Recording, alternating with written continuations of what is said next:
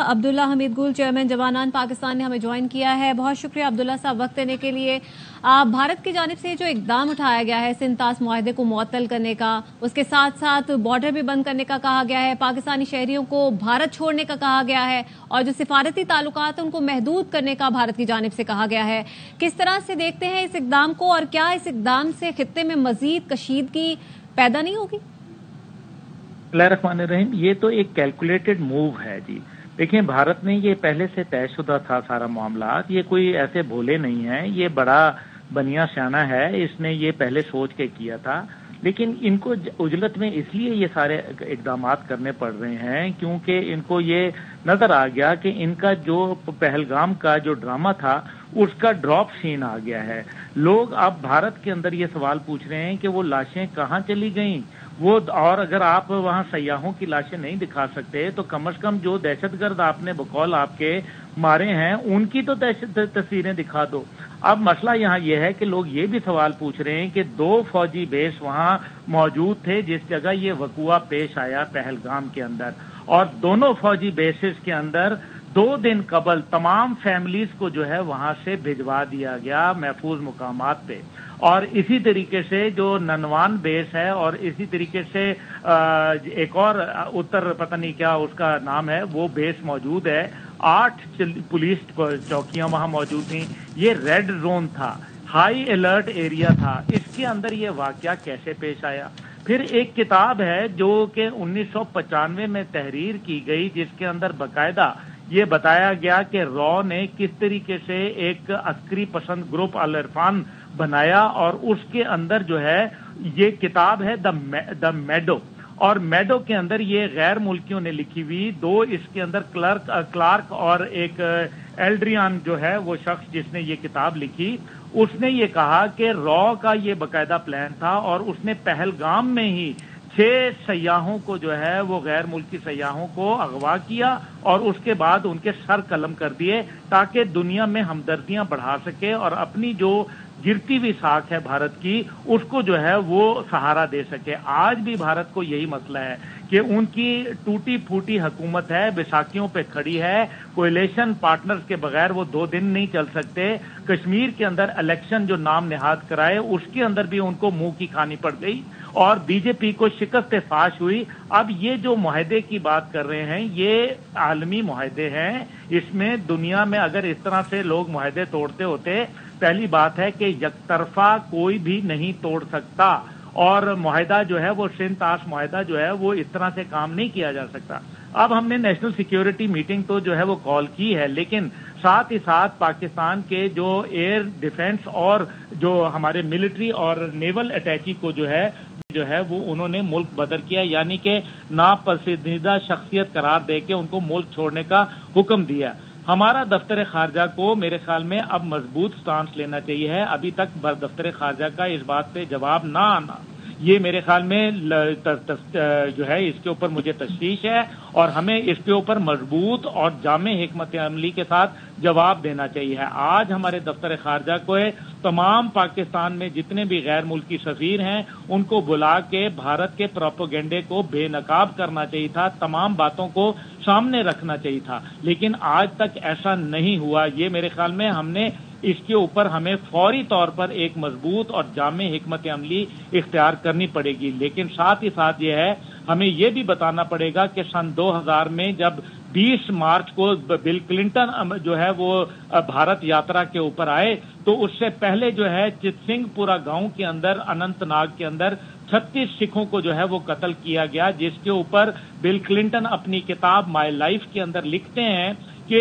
مجھے یہ شک ہے کہ یہ کارنامہ جو تھا یہ بھارت کے اپنا رچایا ہوا تھا. تو یہ دیکھ لیں کہ 1995 کا میں نے آپ نے سامنے رکھا، 2000 کا رکھا، اور اب کا جو معاملہ جس کے اندر لاشیں تک نہیں ہیں، اور نریندر مودی میڈیا کو منع کر رہا ہے کہ آپ وہاں جائے وقوعہ پہ مت جائیں. کون سی ایسی جو ہے وہ چیز جس کی جو ہے وہ پردہ داری ہے؟ اس کا مطلب ہے دال میں کالا نہیں بلکہ دال پوری کالی ہے، اور भारत जो ये सारा काम कर रहा है उसको ये भी आशीर्वाद हासिल है मगरिब की, अमेरिका की, क्योंकि कल जो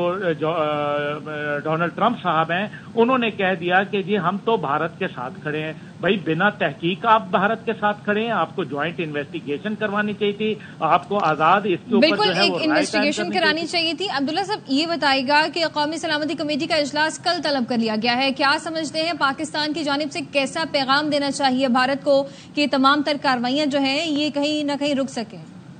देखें, पाकिस्तान की जहां तक अफवाज की तैयारी का मामला है तो इसको किसी भी नेशनल डिफेंस की कमेटी का कोई जरूरत नहीं है, क्योंकि पहले ही तमाम तर जो हिकमत अमली होती है वो तयशुदा होती है। ये नहीं है कि जब कुछ अगर फर्ज करें इंडिया का तरफ से कोई जहाज आता है या कोई दरअंदाजी करते हैं तो हमने किसी से इजाजत लेनी होती है। ये पहले से एक तयशुदा स्ट्रेटेजी मौजूद है जिसके तहत जो है मैकेनिज्म काम करना शुरू हो जाता है। हाँ, ये जरूर है कि जब आप बैठते हैं तो फिर आप उस पर सियासी जो आपने रद्द अमल देना होता है, जो आपने सिफारती रद्द अमल होता है उसको ख्याल करना पड़ता है, जो मईशत के हवाले से मुश्किलात होती हैं उनको देखना पड़ता है। तो ये वो तमाम बातें हैं जिनको मद्देनजर रखते हुए जो एक नेशनल सिक्योरिटी काउंसिल की मीटिंग है उसको कॉल किया गया है। मेरे ख्याल में ये खुशाइंद इक़दाम है और इंशाअल्लाह ताला पाकिस्तान मजबूत हाथों में भी है और पाकिस्तान का दिफा भी मजबूत है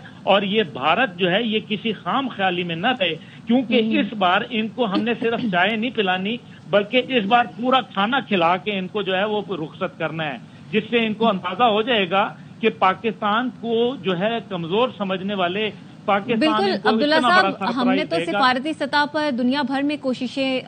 दुनिया ने भी देखी हैं और हमारी जानिब से पाकिस्तान की जानिब से की गई हैं कि सिफारती ताल्लुकात को बेहतरीन किया जाए और पिछले कुछ अरसे से पाकिस्तान की जानिब से बेहतरीन जो सिफारती ताल्लुकात करने की कोशिश की गई है, लेकिन भारत की जानिब से इसको कमजोरी ही समझा जा रहा है और मुझे लगता है ये वक्त आ गया है कि अब भारत को मुंह तोड़ जवाब दिया जाए और कौमी सलामती का इजलास इसकी पहला कदम है। आप क्या समझते हैं, जब भी भारत को कहा जाता है कि सबूत दे और जितनी भी ओपन इन्वेस्टिगेशन करवा लेते हैं पाकिस्तान और भारत दोनों, लेकिन भारत की जानिब से कदम पीछे हटा दिए जाते हैं, इस सिचुएशन को कैसे देखते हैं?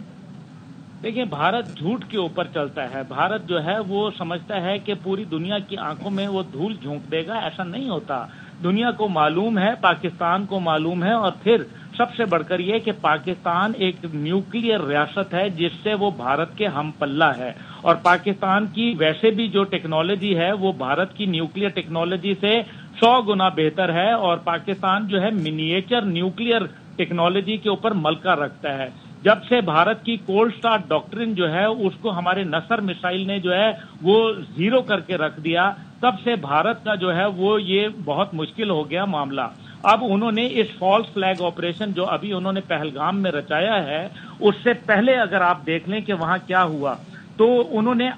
4 ब्रिगेड फौज यानी कि 1.25 डिवीजन फौज जो है वो मजीद भेज दी थी इस वाकये से पहले। तो इसका मतलब यह है कि भारत ने ये सारा सोच समझ के किया। उनके इंडिपेंडेंट ब्रिगेड ग्रुप्स जो जिनको IBGs कहा जाता है वो उन्होंने वहां भिजवाए, बावजूद इसके कि उनकी 8 लाख से 9 लाख फौज वहां तैनात है। कश्मीर उनके हाथ से निकल चुका है, सियासी सतह पे भी निकल चुका है और अगर भारत जो है वो कोई एडवेंचरिज्म का शौक रखता है तो फिर पाकिस्तान को उसकी फॉल्ट लाइंस का बखूबी मालूम है, क्योंकि जिस दिन से पाकिस्तान की तख्लीक हुई है उस दिन से पाकिस्तान को उसके अजली दुश्मन का बखूबी इल्म है और हम उनकी हर कमजोरी और हम उनकी हर ताकत को जो है बखूबी जानते हैं। इसलिए भारत किसी भी खाम ख्याली में न रहे, क्योंकि ऐसा ना हो कि वो आए और उसके बाद फिर हम उसको वो करें कि उनकी नस्लें बताने वाली कोई ना रह जाएं कि उनके साथ हुआ क्या था।